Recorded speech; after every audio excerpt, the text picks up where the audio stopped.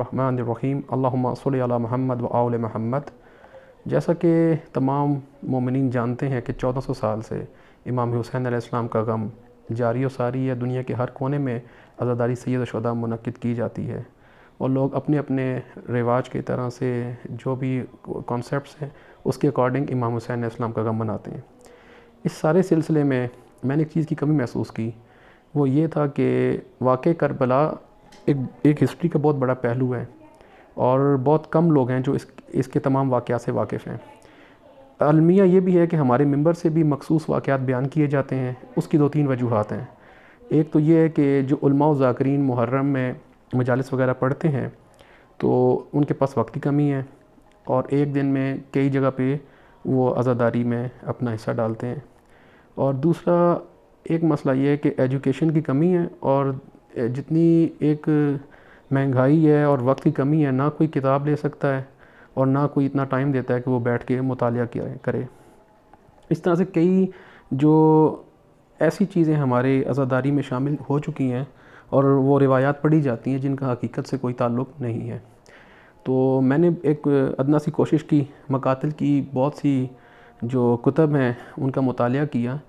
تو میں نے یہ ایک عہد کیا کہ میں مومنین تک واقع کربلا کے حقائق جتنے بھی ہیں ان کو پہنچانے کی کوشش کروں گا تاکہ ان کے کانسیپٹس کلیئر ہوں۔ تو میں نے اس سارے سلسلے میں جو موضوع ایک سلیکٹ کیا وہ یہ تھا کہ میں اصحاب امام حسین علیہ السلام اور شہدائے کربلا کے واقعات کو وہ تمام مومنین تک ان کو پہنچاؤں،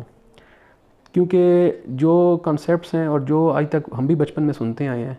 وہی سب جانتے ہیں، اور جو ریئلٹی ہے، جو حقیقت ہے، جو شہداء کی تعداد ہے، کون شہید تھے، ان کا کیا بیک گراؤنڈ ہے، کہاں سے شہداء جو ہیں امام کے ساتھ امام سے شامل ہوئے، امام کے ساتھ امام کے قافلے میں، تو یہ چیزیں ساری ہیں، وہ میری کوشش تھی کہ میں وہ مومنین تک پہنچاؤں۔ تو اس سلسلے میں نے یہ امام حسین اسلام کے اصحاب اور آپ کے جو ساتھی جو مدینہ میں آپ کے قیام سے لے کے روز عاشور آپ کے ساتھ شہید ہوئے ہیں، ان سب کی میں نے کوشش کی ہے کہ میں جتنا ہو سکے سب کے حقائق، سب کے واقعات، سب کی روایات اکٹھی کروں اور مومنین تک پہنچاؤں۔ تو جو میرا مطالعہ ہے اس کے مطابق تقریباً 200 سے 300 کے درمیان اصحاب حسین جو ہیں جو واقع کربلا میں شہید ہوئے ہیں، اس میں بصرہ میں بھی شہید ہیں، کوفہ میں بھی ہیں، جناب مسلم کے ساتھ بھی ہیں اور جناب مسلم کے بعد بھی ہیں، اور روز عاشور جو امام کے اصحاب شہید ہوئے ہیں۔ اسی طرح سے جو 72 کا کانسیپٹ ہے وہ اس طرح سے ہے کہ جو شہدائے کربلا کے سر کوفہ اور شام گئے تھے ان کی تعداد 72 تھی۔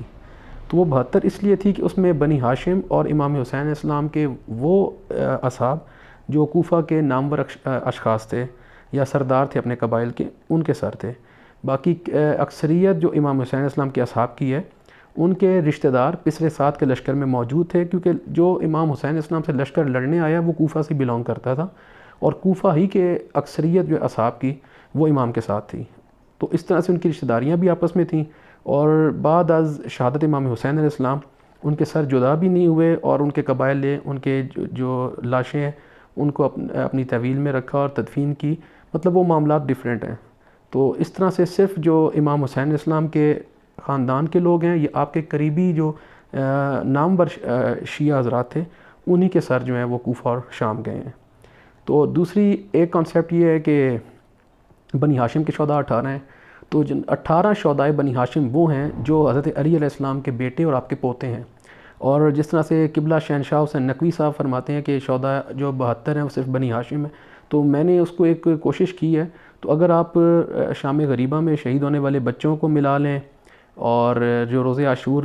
جتنے بھی بنی ہاشم کے جوان شہید ہوئے ہیں ان کو اگر آپ ایڈ کر لیں تو وہ تعداد 50 سے زیادہ ہی بنتی ہے۔ تو 72 بھی کہہ سکتے ہیں، 50 بھی کہہ سکتے ہیں، لیکن وہ زیادہ ہیں۔ تو اگر آپ جوانان بنی ہاشم جو روز عاشور شہید ہوئے ہیں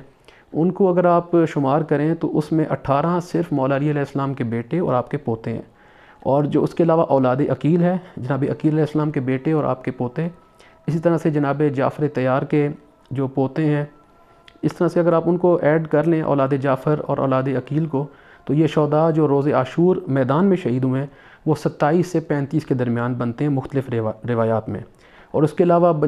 جو جناب مسلم ہیں وہ کوفہ میں شہید ہوئے، آپ کے 2 بیٹے کوفہ میں شہید ہوئے، اور شام غریبہ میں بھی جو سادات کے جو بچے ہیں بنی ہاشم کے وہ بھی شہید ہوئے ہیں۔ اس طرح اگر ان کو ایڈ کر لیں تو یہ تعداد بھی زیادہ بنتی ہے۔ تیسرا، امام حسین علیہ السلام کے ساتھ مدینہ سے کون چلا، اس چیز کو بھی میں آگے ڈیفائن کروں گا۔ تو مدینہ سے بھی آپ کے ساتھ چلنے والے آپ کے خاندان کے علاوہ آپ کے غلام اور چند اشخاص وہ ہیں جو مولا علی علیہ السلام کے آزاد کردہ لوگ ہیں، مطلب پہلے غلام تھے، مولا علی علیہ السلام نے انہیں پرچیز کیا اور آزاد کر دیا۔ تو اس کے علاوہ بنی ہاشم میں سے بھی کسی شاخ سے کوئی بندہ امام کے ساتھ شامل نہیں ہوا۔ تو سوائے اولاد ابو طالب کے، امام کے غلام اور امام کے آپ رفیق کہہ لیں، دوست کہہ لیں، جو آزاد اشخاص تھے، ان کے علاوہ مدینہ سے کوئی بندہ بھی امام کے ساتھ عزم سفر نہیں ہوا۔ اس طرح اگر آپ مکہ پہنچ جائیں تو مکہ میں بھی حجاز کے کچھ لوگ ہیں، کچھ لوگ بصرہ سے ہیں 10 یا 15 کی تعداد میں ہیں، اور باقی اکثریت شہدائے کربلا کی کوفہ سے ہی بلانگ کرتی ہے۔ تو اگر آپ ان سب کو ایڈ کر لیں تو جو اس تحریک میں شہید ہوئے ہیں وہ 200 سے لے کے 300 کے درمیان ہیں۔ تو وہ آگے چل کے میں سب جو ہے وہ آپ کے گوش گزار کروں گا۔ تو میں امید کرتا ہوں کہ جتنے میرے مومنین مومنات دنیا میں موجود ہیں، میری اس کوشش سے وہ اپنے کانسیپٹس کلیئر کریں گے اور واقع کربلا کی ان کو شناسائی ہو جائے گی۔ اب جیسے ہم بچپن میں سے سنتے آئے ہیں کہ جی 8 محرم کو جناب عباس کی شہادت ہے، 9 کو، تو بچپن میں تو کانسیپٹ یہ تھا کہ شاید اسی دن وہ شہید ہوئے ہیں اور روز عاشور صرف امام شہید ہوئے ہیں، تو مخصوص شہداء کا ذکر کیا جاتا ہے۔ اب امام حسن کی اولاد میں سے صرف جناب قاسم کا ذکر کیا جاتا ہے مجالس میں، لیکن جو روایات ہیں اس کے مطابق 4 یا 5 امام کے جو بیٹے ہیں وہ کربلا میں شہید ہوئے ہیں، اور کئی روایات میں 8 کا بھی ذکر ہے، لیکن جو مستند زیادہ تر میچ کرتی ہیں وہ 4 یا 5 ہیں۔ تو ان کا دوسرے جو امام کے فرزند ہیں ان کا ذکر نہیں ہے۔ اسی طرح سے مولا علی علیہ السلام کے بیٹوں میں سے جناب عباس اور مولا حسین کا ذکر تو ہر بندے کو پتہ ہے، لیکن جو آپ کے دوسرے بھائی شہید ہوئے ہیں ان کا ذکر بھی نہیں کیا جاتا، اولاد عقیل کا تعارف بھی نہیں ہے۔ اسی طرح سے جو جناب عباس کے بیٹے بھی ایک شہید ہوئے ہیں۔ تو وہ چیزیں وہ سب جو ہیں وہ انشاءاللہ میں آپ کے آگے آپ کے گوش گزار کروں گا۔ تو میری کوشش یہ ہے کہ جتنے بھی مومن و مومنات ہیں ان سب کو کانسیپٹس ان کے کلیئر ہوں اور واقع کربلا کو پہچان سکیں۔